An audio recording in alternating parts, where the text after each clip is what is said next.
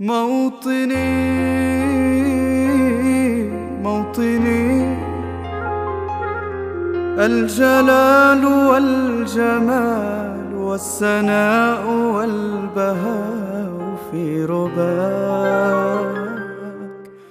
بسم الله الرحمن الرحيم. السلام عليكم ورحمة الله وبركاته. الحمد لله رب العالمين والحمد لله وتبارك الذي جعل في السماء بروجا وجعل فيها سراجا وقمرا منيرا وهو الذي جعل الليل والنهار خلفة لمن أراد أن يذكر أو أراد شكورا. أشهد أن لا إله إلا الله وحده لا شريك له وأشهد أن محمدا عبده ورسوله لا نبي ولا رسول بعده. اللهم صل على محمد وعلى آل محمد كما صليت على إبراهيم وعلى آل إبراهيم وبارك على محمد وعلى آل محمد كما باركت على إبراهيم وعلى آل إبراهيم إنك حميد مجيد. Alhamdulillah, Bapak Ibu jamaah subuh yang dirahmati oleh Allah Subhanahu wa taala. Alhamdulillah, pagi hari ini kita bisa sholat subuh berjamaah. Niatan kita untuk bisa berjamaah dan mendengarkan kajian semoga dicatat sebagai amal soleh bagi kita semuanya. Dan semoga dari ilmu-ilmu yang kita dapatkan dari kajian-kajian yang diadakan oleh Takmir Masjid Fahad Turki At-Turki ini, semoga bisa kita ambil pelajaran-pelajaran dan kita terapkan dalam kehidupan kita sehari-hari. Dan perlu diketahui Bapak Ibu yang dirahmati oleh Allah Subhanahu wa taala, di Masjid Fahad Turki At-Turki ini nantinya juga akan diadakan kajian-kajian.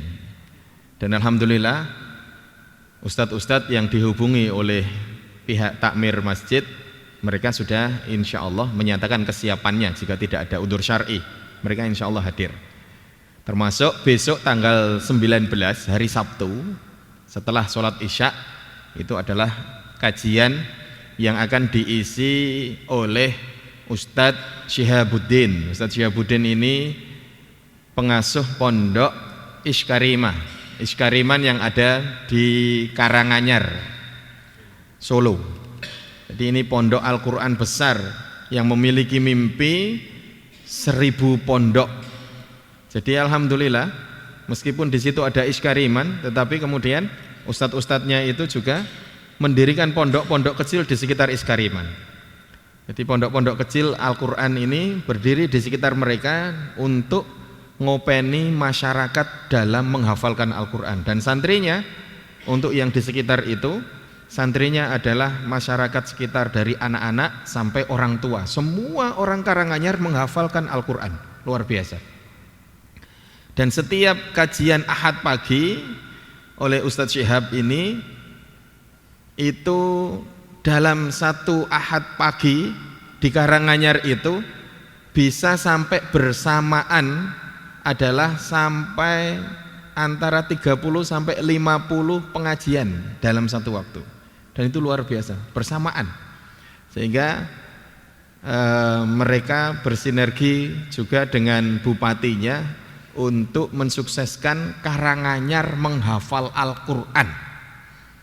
Jadi kalau kita punya Lamongan, kemudian Lamongan menghafal Al-Quran, oh luar biasa. Jadi kalau Lamongan harus menghafal Al-Quran, bupatinya harus ganti. Bupatinya semoga memiliki orang-orang yang di sekitarnya adalah orang-orang yang juga mengarahkan beliau untuk Lamongan ini menghafalkan Al-Quran. Tidak jauh dari Lamongan, dekat dengan kita, kecamatan saja. Kecamatan ini, camatnya kita ajak untuk menghafalkan Al-Quran. Sehingga benar-benar Allah memberikan keberkahan kepada kita karena Al-Quran. Di Bapak Ibu yang dirahmati oleh Allah Subhanahu wa taala, saya didapuk ke sini, bismillah, semoga bisa memberikan sesuatu. Kita sebagai orang tua memiliki tanggung jawab yang sangat besar kepada anak-anak kita. Orang tua ini tugasnya luar biasa. Guru abadi adalah orang tua.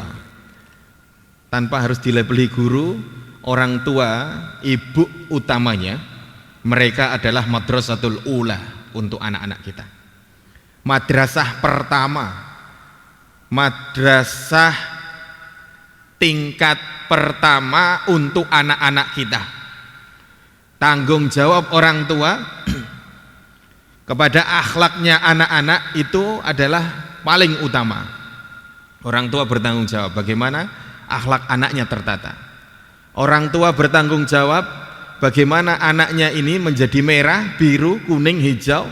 Itu adalah orang tua. Dan sebagai orang tua, Allah Subhanahu wa taala memerintahkan kepada kita untuk tidak meninggalkan anak-anak kita setelah peninggal kita atau setelah meninggalnya kita. Mereka menjadi anak-anak yang tidak memiliki apapun, yang tidak memiliki kemampuan apapun. Walyakhshal ladzina law taraku min khalfihim dzurriyyatan dhi'afan khafu 'alaihim falyattaqullah. Janganlah kalian meninggalkan anak-anak atau keturunan-keturunan. Jika mereka tinggalkan, mereka adalah keturunan-keturunan yang lemah, keturunan-keturunan yang tidak memiliki kompetensi apapun. Ini tugas orang tua. Utamanya adalah tugas orang tua, dibantu oleh pendidikan-pendidikan yang ada di sekitar kita. Tetapi meskipun pendidikan ini berada di sekitar kita, anak kita titipkan di pondok, apakah kita tidak memiliki kewajiban kemudian berserah diri begitu saja? Jangan. Sudah anak kita taruh di pondok, sudah anak kita sekolahkan di sekolah yang kita anggap mampu untuk mendidik anak-anak kita. Didikan anak-anak kita jangan hanya dunia saja, tetapi anak-anak ini harus dididik dengan akhirat yang dia miliki nantinya sepeninggal kita. Jadi jangan sampai kita berlepas diri ketika sudah menyekolahkan anak kita, entah itu di sekolah di mana gitu. Nah, terutama bagi yang sudah menyekolahkan anaknya di pondok. Jadi 80% sudah tercukupi kebutuhan rohaninya untuk anak-anak kita kalau sudah 80%. Kalau tidak mondok berarti tanggung jawab utama kepada anak-anak ini adalah benar-benar dibebankan atau tanggung jawab orang tua. Kalau di pondok kita bisa sinergi dengan kepondokan. Tapi kalau anak ini sekolah kemudian pulang, sekolah pulang, jangan sampai kemudian kita melalaikan tugas kita untuk mendidik akhlak mereka. Jadi kita punya tanggung jawab itu untuk menjadikan anak-anak kita generasi yang kuat, generasi Quran, generasi yang mereka ditaruh di mana saja, hidup di mana saja, mereka mampu. Kemampuan untuk hidup di mana saja adalah dengan ilmu. Dan ilmu yang paling utama adalah agama. Kalau agama sudah melekat dalam diri mereka, iman mereka, akidah mereka, ibadah mereka, maka dunia akan diikutkan oleh Allah Subhanahu wa taala di belakang mereka. Jadi tanpa harus meminta dunia, maka Allah akan kirimkan dunia kepada mereka. Suatu ketika, ini terkait dengan ilmu dan dunia saja. Suatu ketika Imam Syafi'i dengan gurunya berdebat. Berdebatnya Imam Syafi'i mengatakan, kita ini tidak akan dapat rizki kalau tidak bergerak. Sebagaimana burung yang ketika keluar dari sarangnya, mereka dalam keadaan lapar, wa ya'udu bitona, dan mereka kembali dalam keadaan kenyang dan juga membawa makanan untuk anak-anaknya. Ini burung. Jadi burung ini harus keluar dari sarangnya. Kata gurunya, tidak harus seperti itu Syafi'i. Enggak, memang harus begitu. Kalau kita mau apa-apa, kita harus bergerak. Kemudian dengan ilmu, Allah pun akan kirimkan dunia kepada kita. Kemudian mereka berpisah. Pada hari itu juga Allah Subhanahu wa taala takdirkan Imam Syafi'i untuk membuktikan ucapannya. Suatu ketika pada hari itu dia berjalan dan bertemu dengan orang yang panen anggur. Bertemu dengan orang yang panen anggur. Kemudian dia meminta izin kepada pemilik kebun untuk membantunya. Dia mengatakan, saya akan membantu pemilik kebun. Kemudian dia bekerja membantu pemilik kebun, dan pemilik kebun dibantu oleh Imam Syafi'i sangat senang sekali, luar biasa senangnya. Saking senangnya, maka dia memberikan anggur yang banyak sekali sebagai bentuk terima kasih atas bantuan yang diberikan oleh Imam Syafi'i. Lalu Imam Syafi'i mengatakan, "Wah, guruku keliru. Aku iso oleh anggur, saya bisa dapat anggur, ini karena saya bantu tukang kebun atau pemilik kebun untuk panen anggur. Seandainya saya tidak membantu, maka saya tidak akan dapat anggur. Ini akan saya buktikan kepada guru saya." Kemudian dia pulang ke pondok, kemudian duduk menghadap gurunya, yang gurunya dari sejak tadi pagi berpisah dengan Imam Syafi'i. Gurunya ini mengajarkan ilmu kepada murid-muridnya di pesantrennya. Kemudian dia menghadap gurunya, "Assalamualaikum." "Waalaikumsalam. Saya telah membuktikan bahwasannya rizki ini, anggur ini saya dapatkan karena saya membantu pemilik kebun untuk panen anggur, sehingga saya mendapatkan anggur ini. Maka benar apa yang saya sampaikan kepada panjenengan. Kalau kita tidak bergerak, kalau kita tidak bekerja, maka kita tidak akan mendapatkan rizki apapun." Maka oleh gurunya anggur ini diambil kemudian dimakan. Maka beliau mengatakan, "Syafi'i, dari tadi pagi sampai sekarang saya bertemu kembali dengan kamu ini, saya mengajarkan ilmunya Allah. Saya hanya ngajar saja di kelas, saya hanya ngajar saja kepada anak-anak, saya tidak keluar dari pondok. Tetapi ketahuilah, Allah Subhanahu wa ta'ala mengirimkan anggur ke rumah ini, mengirimkan anggur yang tanpa saya harus keluar dari pondok, yang tanpa saya harus keluar dan tidak mengajar, kemudian Allah datangkan anggur. Maka juga benar apa yang saya sampaikan kepadamu, bahwasannya rizki itu pun akan didatangkan oleh Allah kalau kita istiqomah dalam menuntut ilmu." Jadi kedua-duanya benar, tidak disalahkan. Jadi karena bekerja, Allah berikan kepadanya rizki, dan karena tafakuh fiddin atau mengajarkan ilmu-ilmu agama, belajar agama, maka Allah juga kirimkan rizki kepada mereka. Jadi kedua-duanya benar. Maka sejak saat itu Imam Syafi'i juga kemudian pikirannya berubah. Jadi benar, kalau kita bekerja kita pun dapat rizki, tapi kalau kita benar-benar kemudian mengajarkan ilmunya Allah, belajar ilmunya Allah, maka Allah akan datangkan rizki. Sebagaimana Imam Syafi'i membawa anggur hasil kerjanya, dan anggur ini kembali dibawa ke pondok dan dimakan oleh guru dan murid-murid yang lainnya. Jadi baik pengajarnya ataupun orang yang belajar mendapatkan rizki dari Allah Subhanahu wa ta'ala. Jadi Bapak Ibu yang dirahmati oleh Allah Subhanahu wa ta'ala, tanggung jawab kita untuk mengantarkan anak-anak kita menuntut ilmu, baik ilmu dunia maupun ilmu akhirat. Dan yang paling utama kembali kami sampaikan adalah ilmu akhirat kita, ilmu tentang bagaimana agama ini mendidik mereka untuk menjadi anak-anak yang baik. Nah, tugas kita yang pertama adalah mengantarkan mereka untuk belajar. Rizki yang tidak ditangguhkan oleh Allah atau rizki yang dijamin oleh Allah, salah satunya adalah rizki anak yang belajar. Rizki orang yang sedang belajar itu rizkinya tidak ditangguhkan oleh Allah, rizkinya dibayar cash oleh Allah, dijamin oleh Allah Subhanahu wa ta'ala.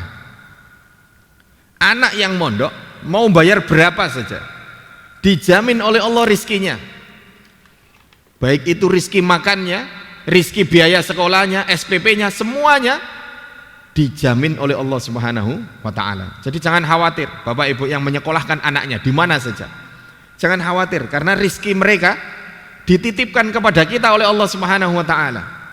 Bukan karena ini harus difahami dan harus menjadi keyakinan. Karena ini tauhid. Bukan karena rizki itu kita dapatkan karena hasil jeripaya kita saja. Tetapi rizki itu juga kita dapatkan karena anak-anak kita sedang belajar.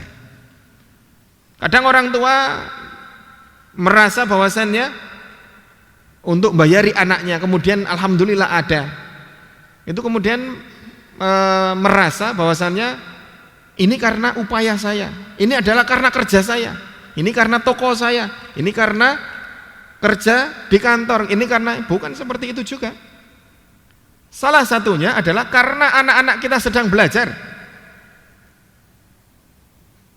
Pun demikian, jangan pernah mengatakan kepada diri kita bahwasannya hasil daripada yang kita kerjakan itu karena semua karena kerja saya. Lalu apa bedanya dengan korun yang kemudian dia mengatakan bahwasannya ini semuanya dari hasil kerja saya, tidak ada campur tangan yang lainnya, ini murni kerja saya, banting tulang, peras keringat, sehingga saya mendapatkan kekayaan-kekayaan ini.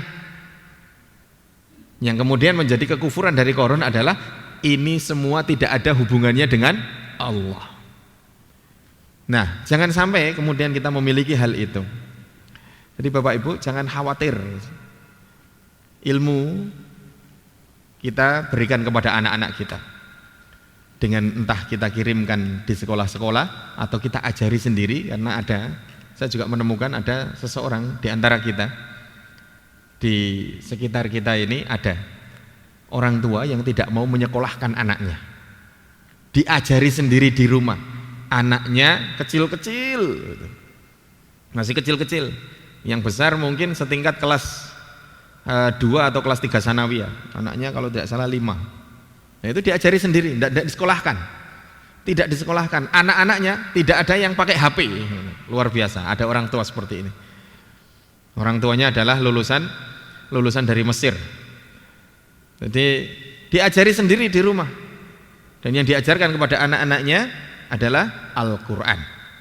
Jadi anaknya dibimbing untuk menghafalkan Al-Quran, diajari ilmu-ilmunya yang pernah dia ketahui, tidak dititipkan kepada lembaga-lembaga. Dan luar biasa, anaknya menjadi anak-anak yang nurut, anaknya selalu bersama-sama dengan orang tuanya, dan mereka bukan anak-anak yang mengenal HP. Ini saya temui satu keluarga seperti ini, dan itu luar biasa. Meskipun tidak disekolahkan, tetapi dia mampu karena punya rasa tanggung jawab atas pendidikan anak-anaknya.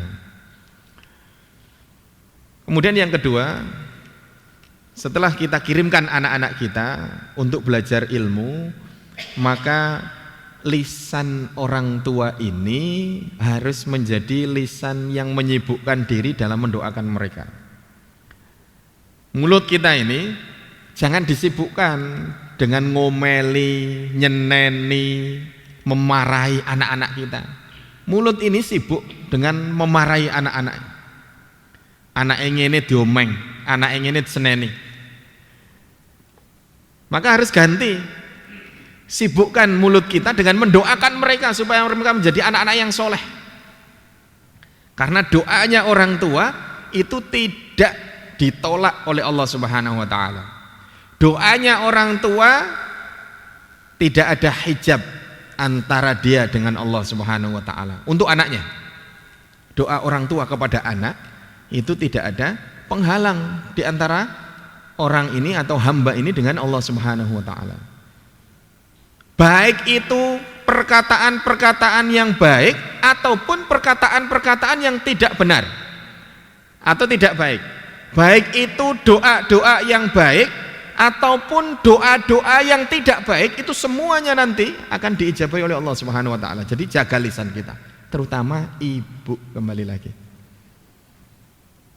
Jadi jangan sampai kemudian kita ngarani anak ini nakal, anak ini mecano piring, mecano gelas, lajeng kita muni oh nakal, utawa anake dikongkon ngene ora gelem. Oh, terus muni sing boten-boten. Dan jangan sekali-kali mengatakan kepada anak kita kalimat-kalimat yang membodohkan mereka. Ya, kalimat-kalimat yang membodohkan mereka. Ngarani bodoh, goblok, apa maneh? Sengong. Dikongkon, kok jupukno anu palu nang kono. Anake mlaku rono, ternyata sing dijupuk tang. Niki wong dijupuk njupuk palu kok njupuk tang, sengong toh ngono. Ora satik muni sengong. Mundhak anake sengong temenan. Ora samuni sing mboten. Jadi harus kita jaga. Lebih baik kita sibukkan lisan kita dengan mendoakan mereka menjadi anak-anak yang soleh. Lebih baik banyak-banyak berdoa dari banyak-banyak marah. Pegel aku. Pegel. Ya memang kita semuanya pegel dengan anak. Karena anak ini adalah amanah dan ujian bagi kita. Nantinya akan ditanyakan kepada kita orang tua. Anakmu bagaimana? Apa yang sudah engkau berikan kepadanya? Apa yang engkau bekalkan kepadanya? Ditanya. Orang tua kita ditanya terkait dengan kita. Orang tua kita nanti ditanya, anakmu mbiyen pok ulangi apa? Pok ajari piye? Kok saiki kok dadi ngene? Wong tuane diundang, diceluk kali Allah Subhanahu wa taala. Kenapa? Karena anak ini adalah amanah. Amanah untuk dididik, amanah untuk bisa berbakti, amanah untuk bisa menjadi anak-anak yang soleh. Sehingga kita nanti akan dipertanggungjawabkan semuanya itu di sisi Allah Subhanahu wa taala. Jadi Bapak Ibu yang dirahmati oleh Allah Subhanahu wa taala, mulut kita ini benar-benar harus selalu berdoa. Baik itu doa-doa yang ringan atau doa-doa yang benar-benar khusyuk. Dan jangan pernah mengatakan sesuatu yang jelek atau bahkan kemudian berdoa yang jelek kepada anak-anak kita, naudzubillah, jangan sampai. Karena sudah pasti doa kita itu baik yang baik ataupun yang tidak baik, itu semuanya diijabahi oleh Allah Subhanahu wa taala. Termasuk yang sedikit-sedikit itu ya seperti ngomongi goblok, sengong, bodoh dan lain sebagainya, itu akan menjadikan anak-anak kita seperti apa yang kita ucapkan. Jadi tenang, sabar menghadapi anak-anak itu akan menjadikan anak-anak kita menjadi anak-anak yang soleh. Banyak cerita-cerita, bagaimana cerita dari Imam Syafi'i rahimahullah ta'ala. Imam Syafi'i ini adalah buah karya doa ibu Imam Syafi'i. Imam Bukhari ini juga dalam cerita itu adalah buah karya doa ibu. Bagaimana ketika Imam Syafi'i ini asalnya adalah dari Palestina, kemudian umur 2 tahun bersama orang tuanya hijrah ke Mekah, dan orang tuanya memiliki cita-cita. Orang tuanya memiliki cita-cita, anakku kudu dadi ulama. Anak saya harus jadi ulama. Entah bagaimanapun caranya. Maka ketika Imam Syafi'i muda, maka dikirimkanlah yang pada saat itu ilmu dan para ulama itu banyak berkumpul di Baghdad, Irak. Sehingga Imam Syafi'i dikirimkan oleh ibunya untuk belajar ke sana. Dan ketika melepaskan Imam Syafi'i, ibunya mengatakan, "Nak, ini adalah terakhir perjumpaan kita. Jangan lagi kita berjumpa kecuali nanti di surganya Allah Subhanahu wa taala." Kira-kira ada enggak ibu sekarang yang mengirimkan anaknya kemudian mengatakan, "Nak, tak pondokno sampean nang Bogor, tak pondokno sampean nang Jogja, dan hari ini adalah terakhir kita bertemu. Jangan pulang kalau kamu tidak menjadi ulama, dan sudah tidak usah ketemu lagi kecuali nanti kita bertemu di surganya Allah Subhanahu wa taala." Kira-kira sing nangis anake to mbokne? Sing nangis malah sing ngeterno, Bu. Kok ono wong tua model ngene, ya Allah, tega mentolo. Tetapi subhanallah, dengan doa-doa dari ibundanya, dalam beberapa tahun saja Imam Syafi'i kemudian menjadi mufti di sana. Dia yang tadinya belajar kepada para ulama, berbalik Allah berikan kemuliaan kepadanya, sehingga para guru-guru itu mereka belajar kepada Imam Syafi'i. Jadi mereka kemudian menjadikan Imam Syafi'i adalah guru mereka. Luar biasa. Ada murid yang kemudian diangkat sendiri oleh gurunya menjadi guru. Kemudian pada musim haji pada saat itu, pada tahun itu, sudah beberapa tahun ibunya ini sudah merelakan tidak ketemu dengan Imam Syafi'i, tidak apa-apa. Jadi berbahagialah kepada bapak-bapak, ibu-ibu yang sudah hari ini memiliki anak-anak yang jenengan kirim, entah itu di pondok mana, entah jenengan pondokkan di mana, entah dah saya kirim. Bismillahirrahmanirrahim, Bismillahirrahmanirrahim. Ya Allah, saya titipkan anak saya kepadamu ya Allah. Titipkan, saya titipkan. Jadi ini wong saya, kok enak temen titip marang Allah. Ya memang begitu. Setiap sesuatu kita titipkan kepada Allah, zat yang maha tidak menghilangkan titipan.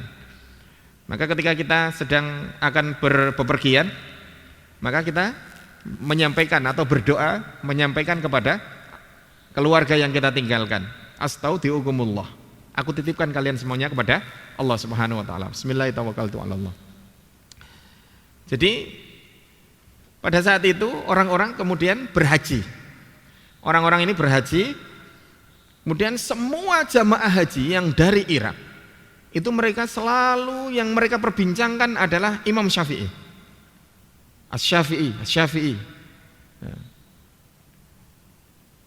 Muhammad bin Idris. Syafi'i, Muhammad bin Idris, Syafi'i. Ibunya yang ada di Mekah kemudian mendengar ada desas-desus seorang ulama muda yang sangat disegani di Irak sana. Kemudian dia masuk atau dia mencari informasi kepada orang-orang yang sedang berhaji. Ada apa? Kemudian orang-orang mengatakan ada seorang pemuda yang dia ini menjadi guru kami, menjadi orang yang sangat kami hormati dan sangat kami segani, dan kami sangat senang beliau berada di sekitar kami. Namanya adalah Muhammad bin Idris Asy-Syafi'i. Muhammad Syafi'i, Imam Syafi'i. Ibunya mengatakan, "Iku anakku." Karena orang-orang mengatakan katanya ibunya ada di Mekah. Ibunya ini ada di Mekah katanya. Mana ibunya? Semoga saja kita bisa ketemu dengan ibunda orang yang mulia ini. Maka ibunya mengatakan, saya ibunya. Kemudian orang banyak menceritakan, anaknya sampean niku ngene, anaknya sampean ngene. Ndane yo. Dewek niki duwe anak, nggih. Kita di sini di Masjid Turki ini kemudian datang serombongan mobil. Kemudian dari mana Pak? Dari Jakarta. Oh alhamdulillah, silakan.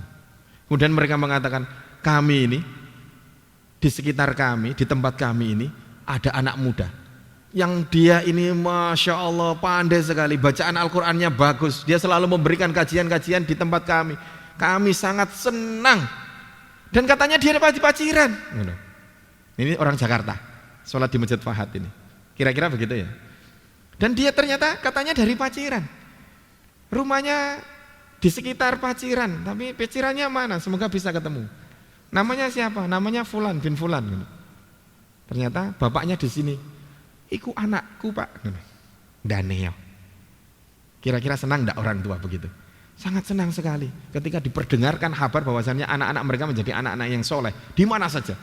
Ternyata ketika dia relakan anaknya di Jakarta, di sana mereka menjadi manfaat, terutama menjadi orang-orang yang selalu menyampaikan ilmu-ilmunya Allah. Itu karena doa orang tua. Anaknya belajar di Baghdad, anaknya belajar di sana, ibunya ada di Mekah, tetapi kemudian rizkinya Allah berikan kepada ibunya luar biasa. Selama anaknya di sana, Allah kirimkan rizki ibu ini tidak pernah kekurangan makanan. Dan bahkan ketika orang-orang berhaji, mereka mau kembali, Semua perbekalan, semua uang yang mereka miliki semuanya diberikan kepada ibunda dari Imam Syafi'i. Ini dari kami, ini dari saya. Niki Bu jenengan terami. Loh, apa iki? Ini adalah hormat kami kepada ibunya Imam Syafi'i. Jenengan sangat beruntung memiliki anak yang seperti itu, dan kami sangat senang bertemu dengan ibunya Imam Syafi'i. Ini. Anaknya belajar di sana, tetapi rizkinya dikirimkan kemana? Dikirimkan ke Mekah. Jadi dimanapun ketika kita memiliki anak-anak yang sedang belajar, pasti akan dikirimkan dan tidak akan ditangguhkan rizkinya dari anak-anak yang belajar. Kemudian ibunya mengatakan, saya titip salam kepada anak saya dan sampaikan kepada dia boleh pulang ke Mekah. Yang tadinya ibunya sudah selesai, tidak usah pulang saja, kecuali kamu menjadi ulama. Dia boleh pulang ke Mekah karena sudah menjadi ulama. Nah, kalau kita nanti kirimkan anak kita, jangan pulang kalau kamu nggak hafal 30 juz. Nah, anaknya hafal piro? Hafal 15 bah. Ojo mulih. Jangan pulang. Hafal berapa? Hafal 21. Jangan pulang. Tegon apa mboten kira-kira? Ketika kita memiliki keyakinan, kekuatan yang seperti itu, kerelaan, keridhaan yang seperti itu, menginginkan anaknya jangan pulang sebelum kamu 30 juz, maka sudah pasti Allah akan sangat mudahkan anak ini untuk menghafalkan 30 juz. Tapi berbeda dengan orang tua, wayahe liburan, kemudian ayo wis liburannya besok, sore nanti tak izinkan pulang. Ya. Pulang lebih dulu. Ya, tapi ya sama sajalah insya Allah. Tetapi memiliki kelebihan-kelebihan, keutamaan-keutamaan ketika kita memiliki satu keyakinan, satu kekuatan hati untuk rela kepada anaknya bersusah payah dalam menuntut ilmu. Nanti akan sangat-sangat dimudahkan oleh Allah Subhanahu wa taala. Jadi Imam Syafi'i boleh pulang ketika dia sudah menjadi ulama. Lalu bagaimana dengan Imam Bukhari? Ini karena doa-doanya orang tua juga, doa ibu terutama. Imam Bukhari itu dia sewaktu kecil umur 2 tahun sudah ditinggal meninggal orang tuanya, bapaknya meninggal dunia. Ini Imam Bukhari yang dijuluki oleh para ulama sebagai Amirul Mukminin fil hadis, penghulunya hadis. Ya. Kemudian Imam Bukhari ini 2 tahun ayahnya meninggal dunia, tetapi ibu dan bapaknya itu mereka memiliki cita-cita, anak laki-laki ini harus menjadi ulama, harus menjadi ulama. Dan qadarullah, Imam Bukhari kecil ini Muhammad bin Ismail namanya. Kalau Imam Syafi'i Muhammad bin Idris, kalau ini Muhammad bin Ismail. Imam Bukhari ini ketika kecil dia kena penyakit mata. Penyakit mata ini sampai menimbulkan kebutaan kepada Imam Bukhari. Jadi umur 4 tahun Imam Bukhari ini buta. Yang tadinya anak ini adalah anak yang sehat, kemudian kena penyakit mata, umur 4 tahun sudah dinyatakan buta, tidak mampu melihat apapun. Tidak mampu melihat apapun. Tetapi ibunya tidak pernah patah semangat. Ibunya tidak pernah patah semangat untuk mendoakan anaknya. Bahkan doa yang selalu diucapkan oleh orang tuanya paling utama adalah, ya Allah jadikanlah anakku menjadi ulama. Ya. Jadi doanya memang anaknya menginginkan orang tuanya menginginkan anaknya menjadi seorang ulama. Akhirnya di sekitar umur 6 tahun, ini masih kecil, umur 6 tahun itu kalau kita kelas 1 SD gitu ya. Ya sekitar kelas 1 SD, 6 atau 7 tahun itu Imam Bukhari ini dikirimkan ke pesantren, dikirim ke sekolah.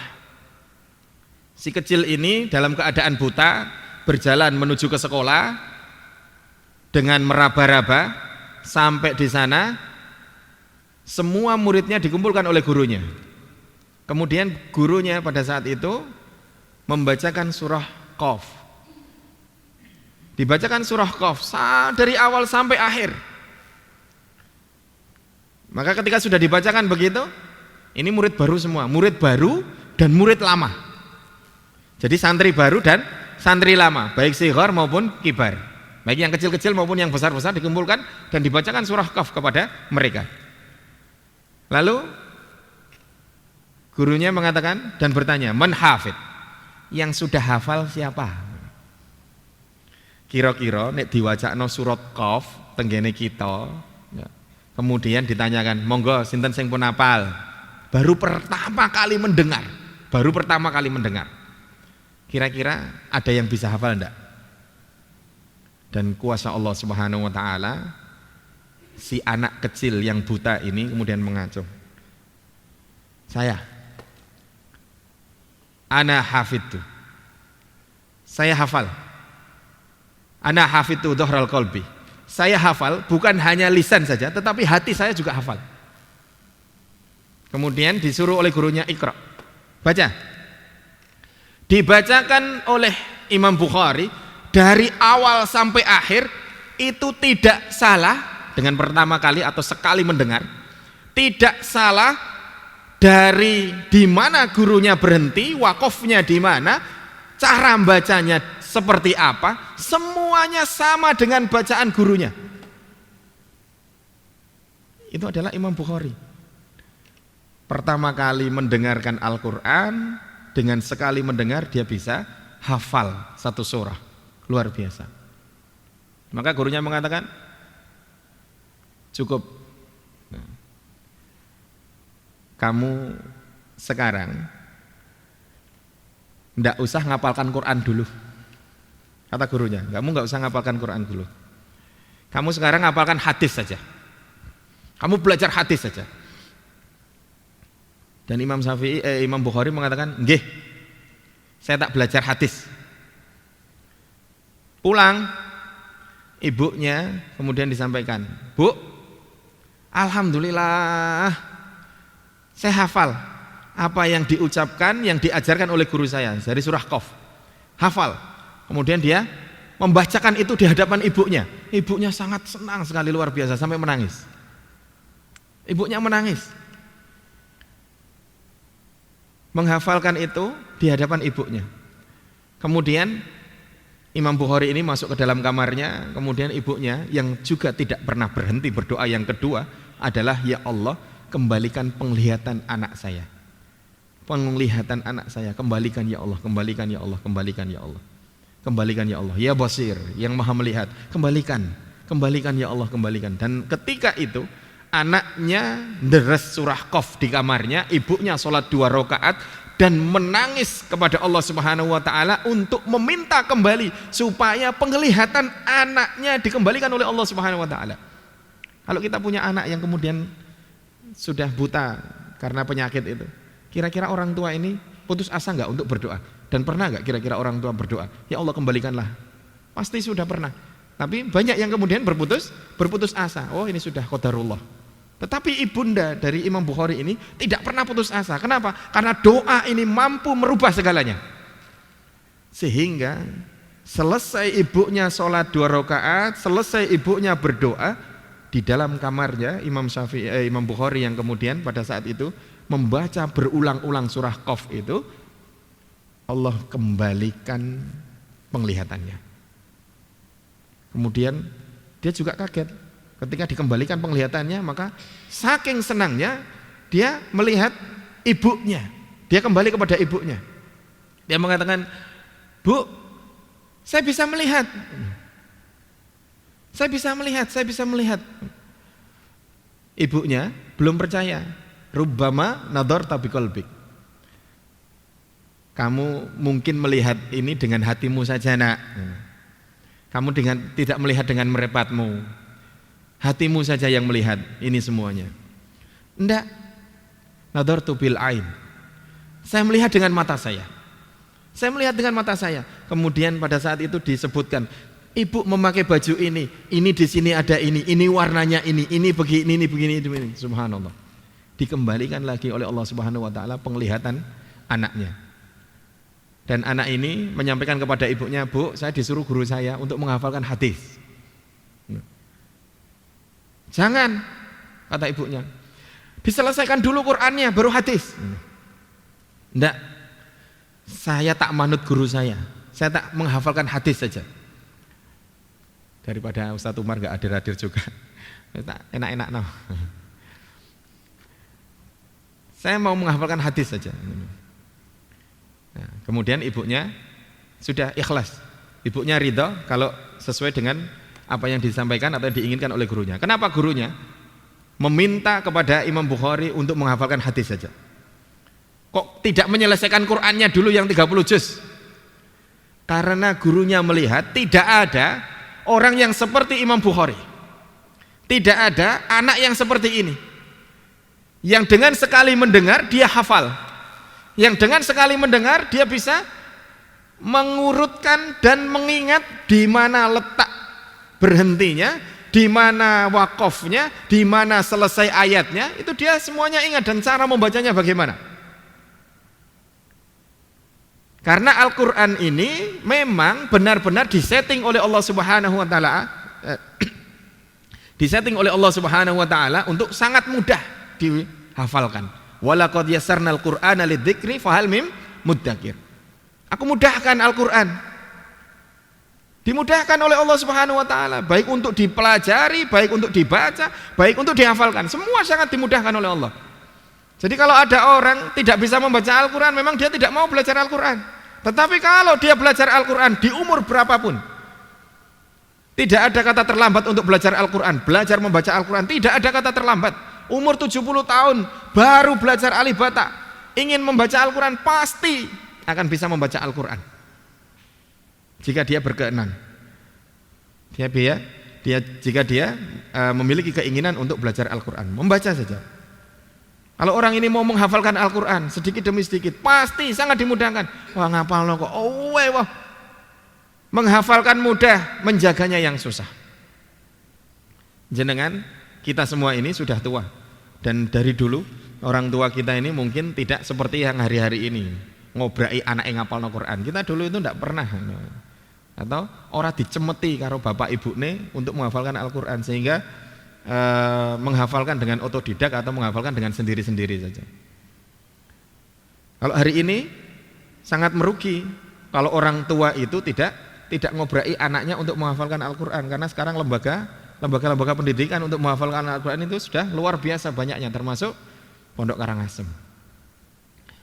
Jadi karena Al-Quran itu dijamin mudah oleh Allah untuk dihafalkan, maka Imam Bukhari ini sudah pasti oleh gurunya dengan sebentar saja dia pasti bisa menghafalkan Al-Quran. Tetapi untuk hadis Allah tidak memberikan jaminan. Allah tidak memberikan jaminan untuk mudah dihafalkan, dan Allah tidak memberikan jaminan untuk kemudian tidak ada penyelewengan. Jadi Al-Quran itu dijaga oleh Allah Subhanahu wa taala dan dimudahkan oleh Allah Subhanahu wa taala, dijaga oleh Allah. Inna nahnu nazzalna dzikra wa inna lahu lahafidun. Itu sudah dijanjikan oleh Allah, akan dijaga oleh Allah dengan para penghafal Al-Quran, dengan ustadz-ustadz, dengan santri-santri. Al-Quran ini dijaga oleh Allah Subhanahu wa taala dalam ingatan mereka, dalam hati mereka. Tapi kalau hadis tidak ada jaminan. Makanya ada hadis itu, ada hadis yang sahih, ada hasan, ada kemudian hadis palsu, ada hadis dhaif, hadis lemah, ya. Jadi ada banyak, sehingga dalam istiqomah belajar hadis itu Imam Bukhari mendapatkan julukan Amirul Mukminin fil hadis, penghulunya ahli hadis, penghulunya hadis-hadis.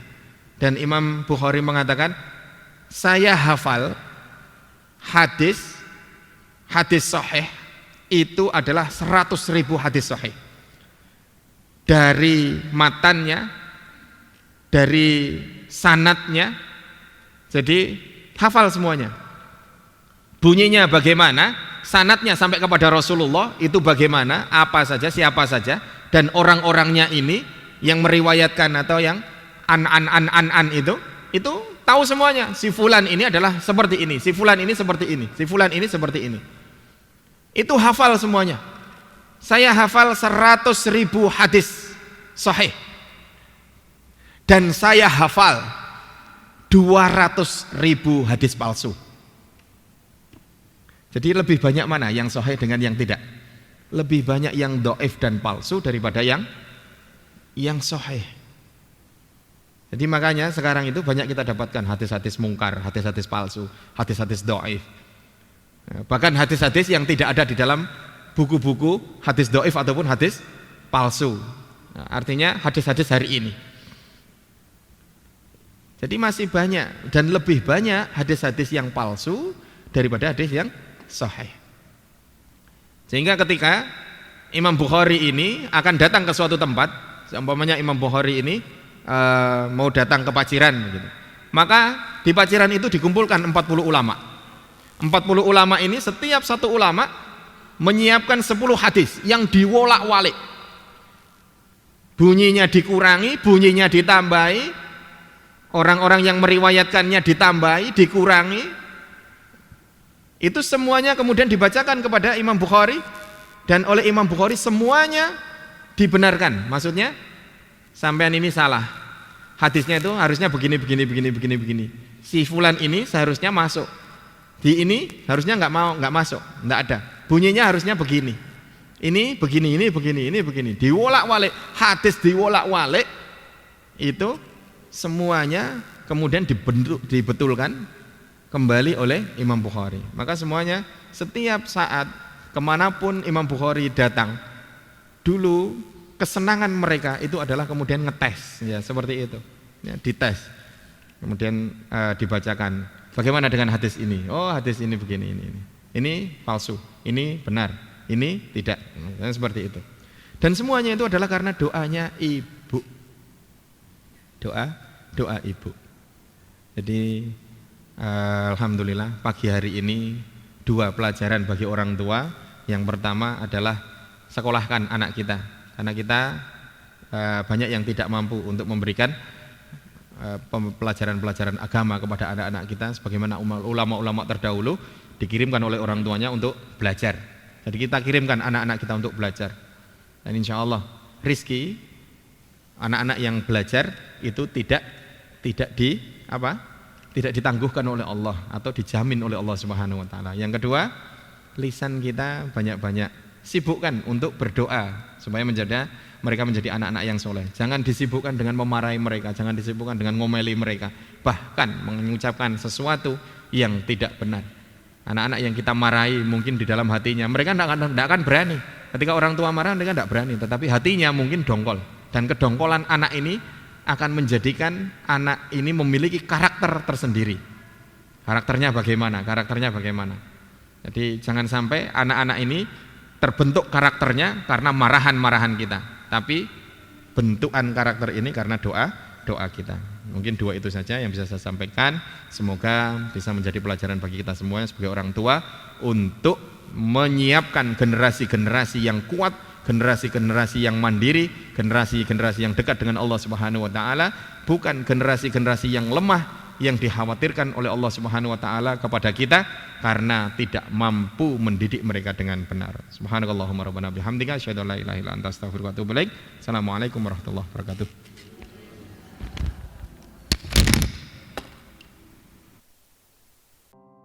موطني